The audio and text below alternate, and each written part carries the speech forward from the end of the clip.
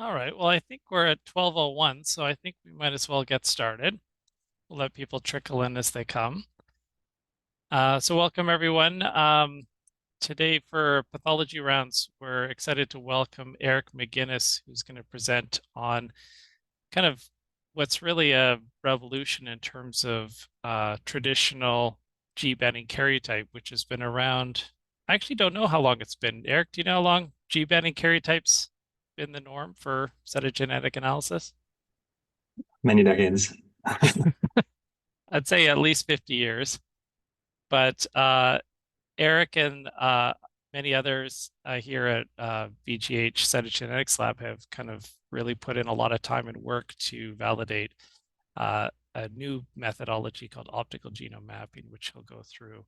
And for those of you that don't know Eric, he's kind of a homegrown talent. He completed his undergrad medical and residency training here at UBC, and he had joined our division of hematopathology here at VGH in 2021. And he's also done additional training in cancer cytogenetics and molecular genetic pathology. And he currently works both as a hematopathologist here at VGH, but he also participates in cancer genetic diagnostic test interpretation here at VGH and at VC Cancer. His research interests are in improving evaluation and classification of myeloid neoplasms through clinical applications of novel genomics. And before we start Eric's talk, I'd also like to just acknowledge for those of us in Vancouver, we are attending this talk on the unceded ancestral territory of the Squamish, Musqueam, and Tsleil-Waututh nations. And for those of you tuning in from other parts of the province, just be aware of the First Nations territories on which you reside. So welcome, Eric, and I'll let you take it away. Great. Thank you for that introduction, Tyler, and for inviting me to speak today, everyone. And to those of you attending, thank you for your time and attention. As Tyler mentioned, I'm a hematopathologist with some additional training in cancer cytogenetics and molecular genetics. So I spend most of my day thinking about how we genetically characterize cancers of the blood and bone marrow, and really how we can improve that to serve patients better. So today, I want to discuss one of those approaches that we've adopted at Vancouver General Hospital, which is a test called optical genome mapping. I'm going to focus on hematologic malignancies because that's what I know, that's what I do. But this test is applicable across the board as long as they're fresh tissue. So I'm happy to chat afterwards if people are interested. And thank you, Tyler, for mentioning this already. Just acknowledging that we are on the unceded territories like Coast Salish peoples, and this may differ depending where you are working and or watch this presentation. Before we begin, I'd like to acknowledge that I have received a bit of research support from Bionanogenomics, who are the vendors who supply the optical genome mapping equipment, reagents, and really the only vendor that does this right now. But to say that the content of today's presentation is not associated with or impacted by the support which came afterwards. So the objectives have been circulated already in the email that came out beforehand, but just again to say, what I want to talk about today is the basic principles of optical genome mapping, or OGM, as I'll call it going forward, and what it is, and how it works, and why we're excited about it. I'm going to describe the key advantages of OGM relative to conventional cytogenetic testing, which, as Tyler mentioned, has been around for decades and really is a standard of care in most clinical labs, at least for cancer genotyping. And then to demonstrate through some examples some of the potential clinical and research benefits that we see with OGM, and then maybe touch a little bit on some post-OGM things we're looking at and where we're going to go from here. If at any point you have a question or something isn't clear to you, please feel free to chime into the chat and I'll try and keep an eye on that, or we can discuss afterwards in questions. So for those who aren't looking at these every day, acute leukemias are really what we focus on mostly at VGH, not entirely, but mostly. These are cancers of primitive blood-forming cells, which usually show very limited differentiation in either the myeloid lineage, giving rise to neutrophils and things like that, or the lymphoid lineage, giving rise to mature lymphocytes downstream. We call these acute myeloid leukemia or acute lymphoblastic leukemia, or AML, ALL, respectively. These cancer cells, which we call blasts, proliferate very quickly and replace the normal bone marrow. Because the normal bone marrow is where things like platelets and neutrophils are made, this leaves patients very prone to fatal infections or bleeding, because they're not able to produce their own normal blood cells. These leukemias are aggressive cancers most often, which unfortunately have a very high risk of relapse and poor response to therapy. So there's a significant unmet need for patients to have improvements in how we can treat them. And really to treat them better, we need to understand them better.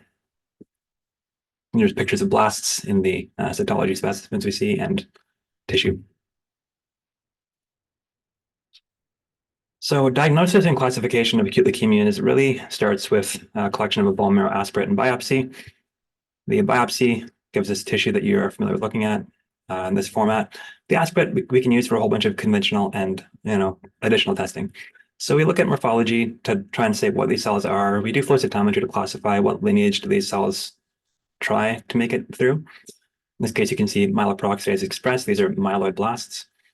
And then we take some of that specimen and send it off for ancillary testing in the form of karyotyping, FISH, and sequencing. Most of this genetic testing is what forms the foundation of how acute leukemias are currently classified in the World Health Organization classification system. And most of those are actually chromosomal abnormalities. A small minority are, well, not small minority entities are based on sequencing.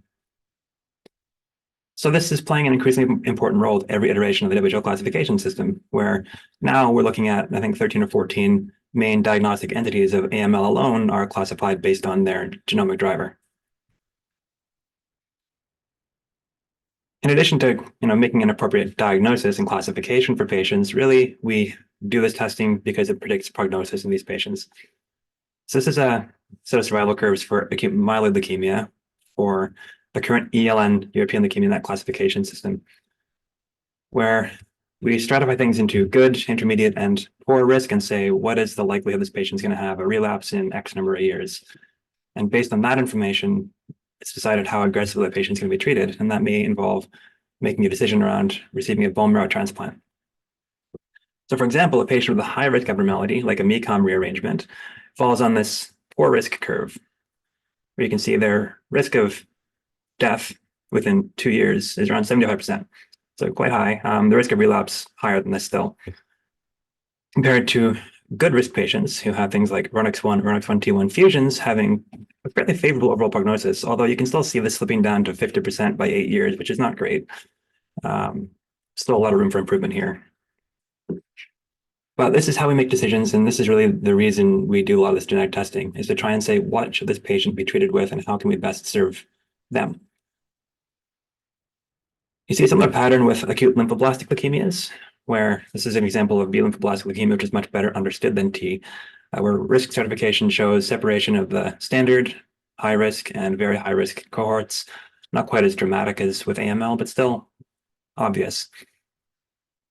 The other really critical thing with lymphoblastic leukemias that's a little different from AML is that a relatively high proportion of them are driven by kinase activating fusions. And if we can find these, we can potentially target something for that patient. So, for example, if you find an ABL1 class fusion that might have been cryptic by standard karyotyping by a different method, that might open up a therapeutic door for that patient that was closed before, and maybe improve outcomes of these patients who, look like they behave pretty well up here, but this is often in the context of targeted therapy. So, as Tyler mentioned before, the standard of care in most labs, and in our lab up until very recently, was G-banded karyotyping. And this has been around for decades and is a very solid workhorse of a test that really is the foundation upon which classification systems have been built in hematology. But it suffers from a lot of limitations. So the main ones that we worry about are that this requires viable cells that are willing to divide in culture. If cells will not divide in culture, you cannot get karyotypes. Cells have to be metaphase. It can be hard to interpret things morphologically, and if things are small, we have no chance of seeing them on this kind of spread.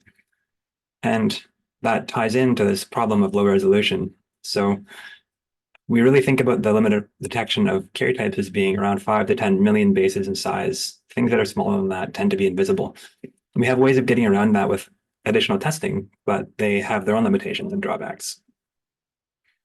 The big advantage of karyotype is that this provides a single cell whole genome view of what's going on in that cancer. And if it's a big translocation, you're probably going to see it.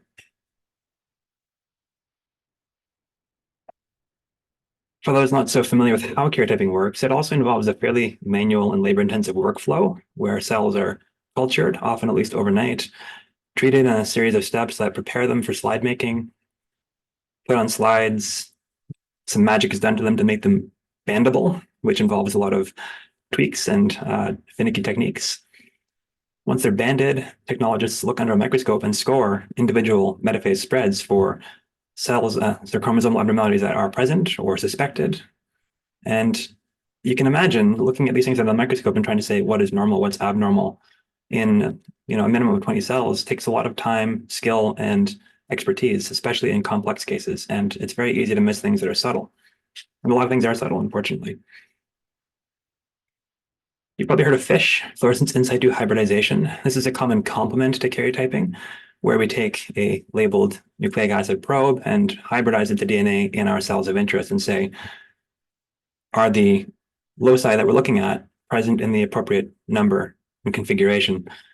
And the main advantage to this is that it provides a much higher resolution view than karyotyping and is more maybe specific to particular questions. But as you can imagine, the main disadvantage to this is you're only seeing exactly what you're looking for. So in this example, this probe hybridizes to PTGFR beta, and you can see this interface nucleus lights up for PTGFR beta, and we see an abnormality. There's a bit of a duplication here, but the rest of the genome is invisible to us. So we can get a high resolution view using FISH with the trade-off of seeing virtually nothing else. So we tend to work with karyotype and FISH combined and try and make most of our diagnoses, and it works most of the time. But there are a lot of things we can't see. There are a lot of things we probably miss. As you're all aware, there's been a relatively recent emergence of a huge range of genomics technologies. So a lot of new options are becoming available to us that have quite a range of different resolutions, all the way from 10 million bases or so, or worse if it's a poor spread in karyotyping, to single base resolution if we're talking about sequencing. As we've mentioned before, a lot of the abnormalities that we pick up in acute leukemia are translocations and that kind of event. So we need something that's capable of detecting those. And that's not really in this realm of 2 kilobases unless you very specifically designed it to do so. So it lands somewhere in the middle here. But of course, the most suitable technology depends on what you're trying to pick up. So karyotyping can't do it all alone because you can't see these kinds of SNVs with karyotyping. This can't do it all alone because you can't see the big things we're looking for most of the time in AML with this technology. So really, the focus of today is going to be on optical genome mapping, which is one of these few technologies right in the center that span the spectrum of very big to quite small, where the resolution afforded by this technology is on the range of whole chromosome level to around a kilobase, depending on the informatics pipeline you apply. So to talk about what OGM is, I'll show you this figure here, it shows the workflow. But the underlying principle really is that we take very long intact DNA molecules, extract them very gently to keep them intact, fluorescently label them, and then image those fluorescently labeled molecules and align those images to a reference to detect where things have changed relative to a reference. After the DNA is very gently extracted from fresh or frozen cells or tissue, doesn't work so well on things that are fixed, fluorescent labels are conjugated at specific recognition sites that are throughout the genome, which are comprised of a 6 nucleotide motif that an enzyme sees and conjugates a fluorophore. That's our specific staining. After this is complete and residual stain is washed away, we non-specifically stain the backbone so that we can image the whole molecule and see where is it stained and where is it specifically stained. That labeled DNA is loaded into a flow cell, shown here, and moved through a series of progressively smaller channels by electrophoresis. These DNA molecules get untangled into a linear conformation and eventually make it to these nanochannels, which are reportedly designed to accommodate a single molecule of elongated DNA. The DNA sitting in these nanochannels is imaged fluorescently, and then cycles of electrophoresis and imaging proceed over and over and over again until the instrument feels it has acquired the coverage you've asked it to acquire. This is an image showing what that electrophoresis looks like in real time on the instrument. So you can see here, the loaded DNA is all fluorescently labeled, just a big blob of fluorescence. And this is in the well it's been loaded into by the technologist. Electrophoresis moves it through the pillars and it begins to separate a little bit. And then as it moves through progressively smaller pillars, it begins to unwind, and some of it begins to enter these nanochannels over here. And then for the imaging region, really, all that DNA should be unwound and theoretically in single molecule linear conformations. If you see overlaps, they get very bright and it doesn't really know what to do with those, so it throws them away as reads it can't do anything with. Once those molecule images have been acquired, they're converted to a digital image. And all of these digital images are aligned to a reference genome, which is essentially assembled taking the known human reference genome and saying, where is that 6 nucleotide motif supposed to be? And then these are aligned against that. And any image files or image molecules that do not align properly to the reference are supportive of a possible variant. So here you can see this molecule aligns to the reference here and here, but there's a big piece missing. So it says, this looks like a variant to me. And then it takes a whole set of molecules that support that variant call and assembles them into one consensus assembly, which is used to support, in the end, generate a variant call that has metadata associated with like, what is the confidence of this variant call? What is the burden and variant allele frequency of this variant call? And these variants can be anything from a deletion, which you see here, where there's missing labels, to translocations, insertions, inversions, all kinds of interesting things. Some of those examples of what we see are shown here and how OGM sees them. So deletion is fairly self-explanatory. You see the reference has labels that the assembly does not. Duplication, there's an extra set of labels in the assembly that are present once in the reference. Inversions, you can imagine this segment is aligning properly, this segment is aligning properly, but the piece in the middle is aligning in an inverted orientation. And then translocations are kind of a characteristic thing we look for most often. And you see this assembly aligns to one reference on one end and another reference on the other end. And there's a fusion point in the middle, which says there's a translocation between here and here at approximately this location. So I want to use a case to illustrate what OGM data look like and to highlight the massive increase in resolving power that we're seeing relative to standard karyotyping in fish. So this is a karyotype from a patient with B lymphoblastic leukemia who has several abnormalities. There's an abnormal chromosome 1, this Q arm's abnormal, another abnormal chromosome 1, this P arm's abnormal. There's an abnormal chromosome 3, P arm's abnormal, an abnormal chromosome 9, which is characteristic of a translocation 922, but a little bit off. Not quite right. This is an abnormal chromosome 10, and there's an abnormal chromosome 22, which is a classic Philadelphia chromosome. So at first glance, this looked to us like a 922, but in reality, without going into too much detail, this is a 4-way translocation between chromosomes 1, 9, 22, and 3, along with a second translocation between chromosome 10 and the other chromosome 1. In the end, none of these additional findings really matter because the diagnosis for this patient is driven by the fact that they have a BCR-ABL1 fusion, which we can see by FISH as this little fusion signal on the Philadelphia chromosome. What that looks like to OGM is this. So typically data comes out with the circular plot. There's the chromosomes with their ideograms on the outside. This track here shows a bed file that we've stuck on there that has genes of interest to us, so we can filter variants more easily. This track here shows small structural variants, so things like small deletions, insertions, duplications. This track on the inside is a copy number track analogous to a microarray, where you see deflections if there's copy number gain or loss, and they're conveniently highlighted in red or blue. And then this little pink line in the center is a translocation track, where you can see these pink lines joining different chromosomes indicate translocations. And you can actually see the breakpoints of the 1, 9, 22, and 3 all lining up. So it looks like it's just swapping ends in a circle, which is basically what it's done. Just to note, this data has been filtered against the population data set of common polymorphisms. So without filtering this, we probably see around 1,000 variant calls. So even just pulling out common polymorphisms, we're still seeing, at least 60 variant calls, and that's fairly typical for OGM. This is what the translocation looks like if you look at it specifically. You can say here, breakpoints on 1, translocating to 3, translocating to 22, translocating to 9, and back to 1. And if you click on that 922 variant call, you can actually see with quite high resolution where it broke. So here, again, this blue molecule shows the assembly of molecules that the instrument saw.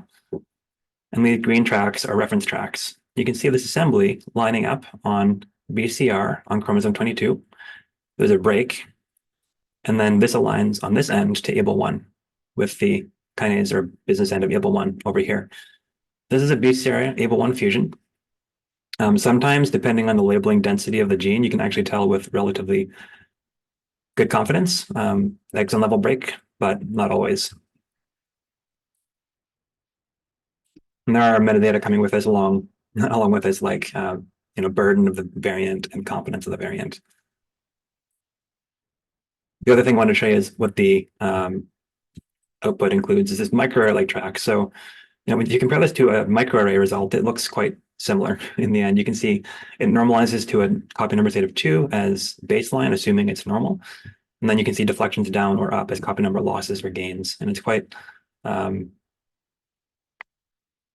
well supported by this translocation. So here we see there's this translocation between chromosome 1 and chromosome 10, where the end of 1 has been stuck onto the end of 10, but the end of 10 never made it back to 1 and was just lost. This is an unbalanced translocation. The other thing that I can highlight in this case is that there were 5 recurrent microdeletions that were totally invisible to our standard of care tests in this case. This is, again, typical of most ALLs. We're seeing quite a lot of these additional findings that are known recurrent deletions that we previously just couldn't see with karyotyping our fish.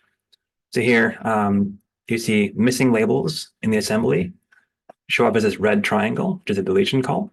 And this here overlaps BTLA, ERG, ATP10A, RB1, BTG1, all of which are well described in ALL. So it's an example of what the data looks like. As I mentioned, we're now using this test clinically at Vancouver General Hospital since November of last year for acute leukemia specifically. In that time frame, we've genotyped about 30 AMLs and 15 ALLs, most of which were B lymphoblastic leukemias. And we are now feeling fairly comfortable with the assay and looking towards phased expansion of medications into things like myelodysplastic syndrome, chronic lymphocytic leukemia, myeloma, and other weird and wonderful hematologic cancers, with an end goal of hopefully being able to offer OGM testing for nearly all hematologic cancers at VGH within the year, optimistically.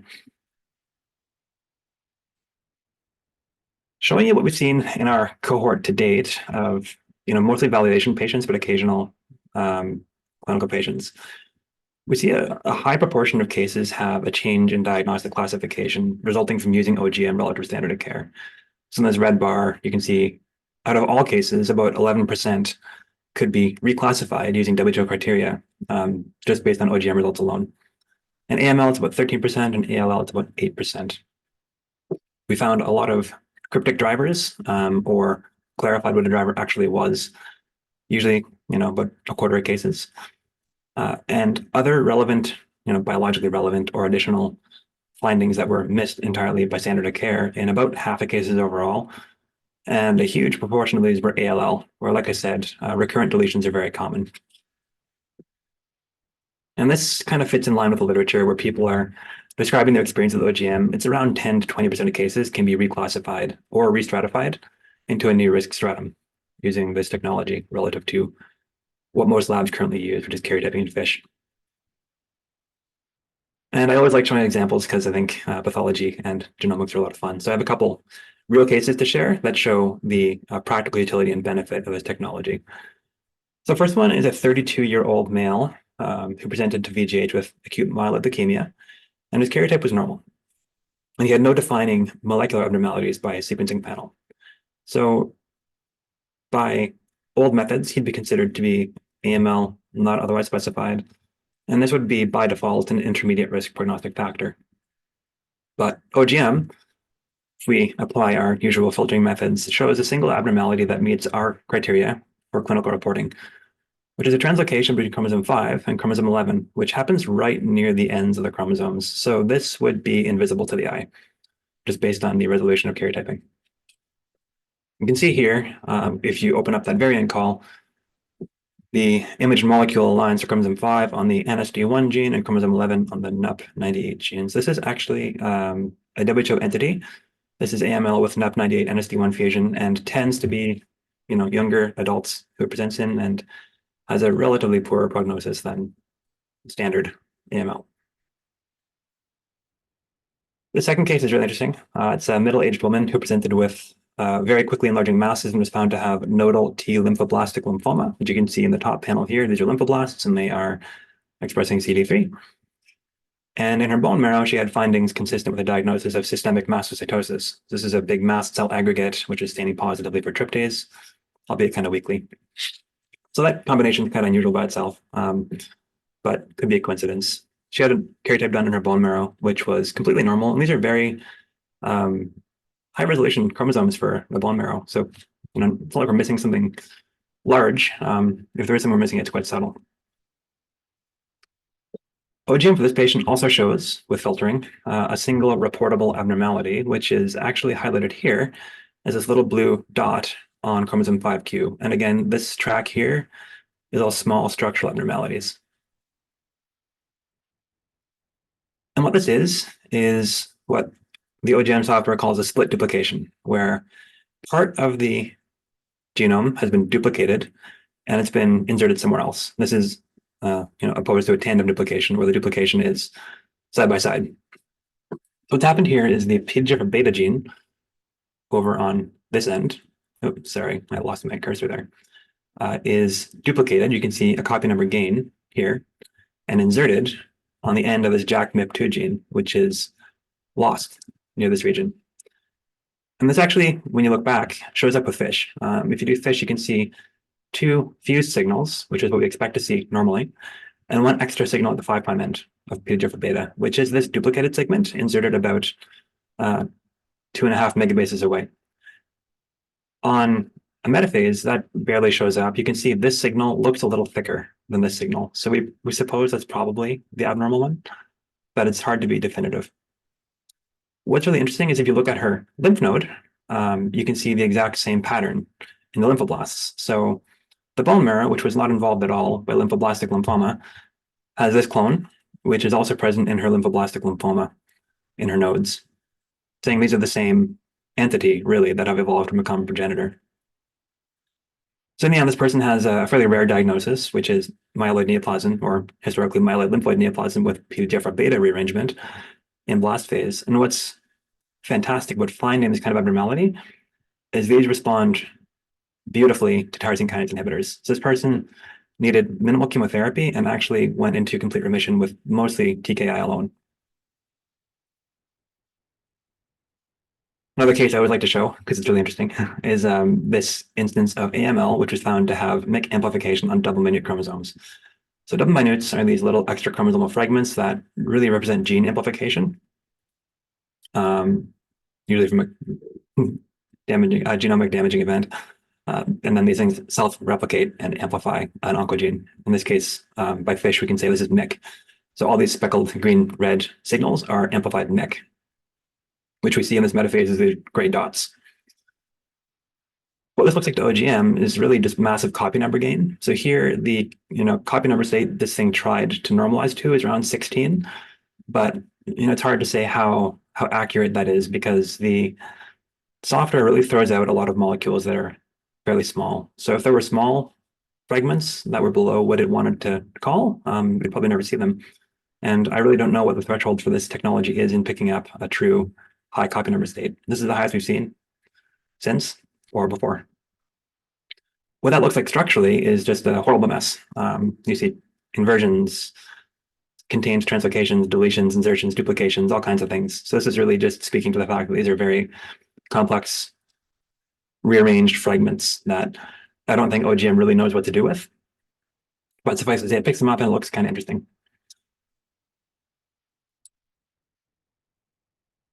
Having implemented OGM as a first-line test at VGH, I kind of wanted to talk about where we're going from here. Right now, we're using this instrument called the Sapphire, which is their original commercial instrument that has quite a bottleneck in specimen capacity and a fixed coverage at 440x, which is good enough for the indications we're using it for. But this becomes a bit of a problem, especially if we're looking at acute leukemias, which can come one at a time and need to be dealt with relatively urgently.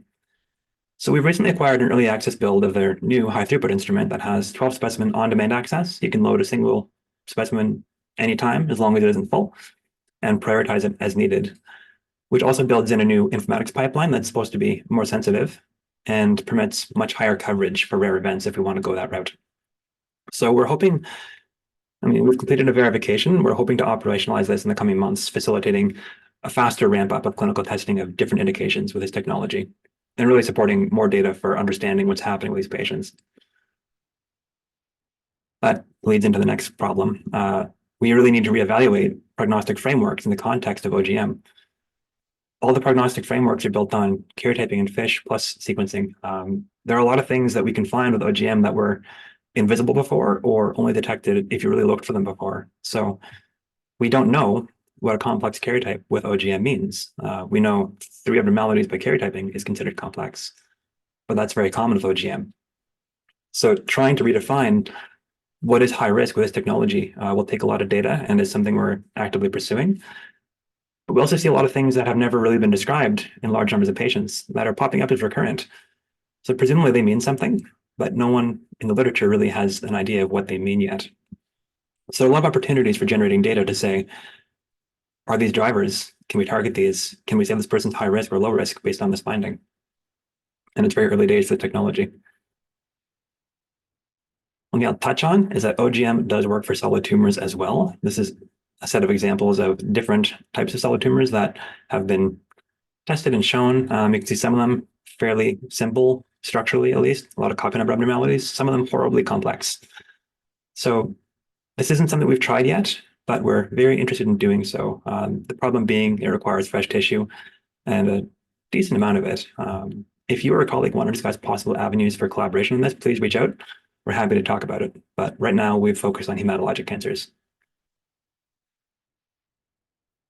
The last thing I wanted to touch on before I stop for questions was the potential for other technologies to fill this gap. We implemented OGM because they did a very good job of commercializing their technology and making it very user-friendly. But there are other alternatives that can do much the same thing. One of those that we're experimenting with in parallel with OGM is long-read sequencing. And in particular, we're experimenting with nanopore sequencing for this purpose. And really, the benefit that we see there is it covers the full spectrum from very large abnormalities to very small single nucleotide abnormalities, which is where OGM suffers. It cannot see those things that are too small.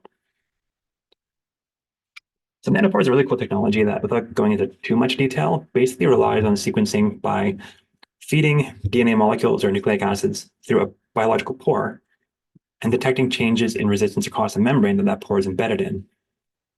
And these bases that pass through have characteristic patterns of changing resistance across that membrane, which software then uses to convert this to a read. This also includes modified bases, so it doesn't only detect ATCG. Based on current modifications, it can detect some modifications to bases without pretreatment, which I think is a really cool opportunity. Relative to more traditional next-gen sequencing approaches, this has some really intriguing advantages, such as the ability to sequence very, very long reads. And some of the reads we're seeing on our OGM DNA we've tested with nanopore are over 70,000 bases long, which is enormous compared to, you think of several hundred bases for some short read technologies. And its ability to pick up base modifications without needing to pretreat. So if you have data that's already been collected for sequencing purposes, you could theoretically repurpose that and look at modifications to bases without needing to go back. Some of the reports and our experiences show that it's also relatively fast and economical, but right now it suffers from a higher error rate than typical clinical sequencing platforms, which we'll see in some of the data I'm about to show you, but is one of the main drawbacks right now that we see. One of the things I think is really cool about nanopore sequencing is it has this mode called adaptive sampling. And essentially this involves putting a target region file on your sequencer before you run the sequencing experiment. As molecules are sequenced through these pores, the bases are called in real time and mapped against this target sequence you've provided. If in the first 600 or so bases, the instrument doesn't find that this is a region you want to sequence, it can reverse the voltage across that pore and just spit that read out and acquire a new read to try and enrich for a region of interest without having to do PCR or capture-based enrichments. So when we heard about this, we thought this is a really cool approach to try without that upfront workflow required.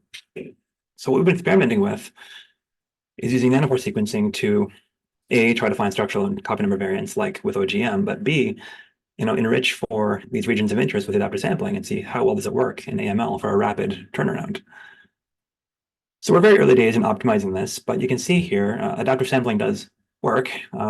This is an example of trying to enrich for p53, where the region here indicates where the target region stops. So this was subjected to adaptive sampling with no other pretreatment like PCR capture. And we see enrichment to about, I think it was on average 17-fold coverage in these regions down to maybe 3 in these regions, 3 or 4 on average. So we're seeing successful enrichment, but we have some tweaks to make this work better, hopefully. One of those being probably stop using the OGM DNA. It's quite large and it becomes very hard to map across an entire region without wasting sequencing. But second, to tighten these regions out, because you can see the p53 gene is here. And this target region extends all the way out to here. And that's really to account for the fact that you don't want to miss a read that includes your gene of interest, but happens to be very, very long and extends well past your region of interest. But you can see here, I mean, we did successfully pick this up. This is a very high VAF mutation, so it would be probably hard to not pick it up. But you can see here it's highlighted. This is a splice site mutation in p53. And then there's a bunch of errors scattered throughout these reads. What I think is probably more exciting is the potential to compare this to OGM and say, can this do a better job of detecting structural variants? So we've been testing that in a kind of different approach using whole genome sequencing without any kind of enrichment on a PromethION flow cell. And what we've done here is for a patient with AML with translocation 6-9, resulting in DEC-NUP214 fusion, known by standard of care, just tossed this on a PromethION flow cell and sequenced it. And here you can see with an average of around, I think, 6x coverage across the genome, we do see evidence of this translocation, where these colored reads align to both chromosomes 6 and chromosome 9 in the region of the known translocation. You can see these soft clips at the end indicating where it's cross-mapping. I'll go in a little bit of a closer view here and say, with nanopore sequencing, even though this is relatively, early stages data, we can clearly see this resolves better where the translocation happened than OGM. So here you can say this translocation probably happened right around here. This is exon 9 of DEC. With OGM, we're left with this region of uncertainty because it can only really detect, based on the labeling pattern, what's happened. If there are big stretches that don't have labels, that is a blind area for OGM. And here you can see this region of uncertainty in this translocation extends across a couple of exons in DEC. Similarly, with NUP214, you can see this area of uncertainty is enormous. There's this huge stretch of unlabeled DNA in that gene. Versus with nanopore sequencing, because it's reading what base is present there, you can fairly confidently say translocation probably happened here. This is exon 18 of NUP214. And this translocation NUP T69 with fusion of 9 and 18 from DEC and NUP214 appears to be a rarer recurrent form of this event. Whether it means anything prognostically, I have no idea. But I think it's really interesting we can detect to this level of resolution what's happening here. And perhaps we can resolve things better with this technology if we can get it to work in the same way that OGM is working. But OGM, the vendor, has put a lot of work into making it very easy to use, which is their key advantage. So I just want to conclude by saying that OGM is a new genomic technique that characterizes chromosome abnormalities at a high resolution based on fluorescent labeling patterns of very long DNA molecules, and really is transforming how we do cytogenetics, at least on a research setting, and in some places in a clinical setting. Big advantage is that it's a relatively unbiased, high-resolution whole genome view that improves upon FISH and karyotyping in most ways. And right now, this is our standard of care test in acute leukemia at VGH, which we're currently pairing with karyotyping in FISH, but maybe one day we can dial that back.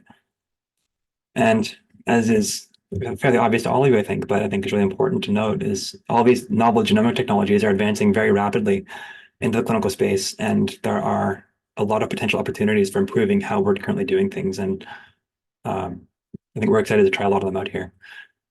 Want to acknowledge the work of Dr. Zaid Hamiday, who did a lot of this OGM and nanopore work. He's fantastic at what he does. Dr. Helen Briere, who really did the legwork in getting OGM into our lab. And then Dr. Tara Spence and the VGH cytogenomics lab personnel who obviously support a lot of this work. If you have any, again, questions or interests in collaborating, please feel free to reach out. Thanks, Eric. That was awesome. I'm impressed you got all of that information into a 40-minute talk. You still allowed a certain decent amount of time for interaction. And I think what's cool, especially about this, is like, there's a lot of interesting topics presented, but you know, a lot of times it's things that might change practice, but this is something that clearly will actually change practice, and it's really exciting to see this happening in real time. So people can feel free to either put up a hand or put a question in the chat function. I see Jonathan Bush has raised his hand. Jonathan? Great, thanks. Amazing talk. I sent you an email, Eric, already. My question is, you subtly said the preference is fresh or frozen tissue, and you did dismiss FFPE. I mean, obviously you're going to get a lot shorter fragments. What does FFPE look like when you run it on the OGM? We've never tried, and I suspect it would not work. The way that instrument works is it basically images the fluorescent DNA and it throws out anything smaller than 120 kilobases.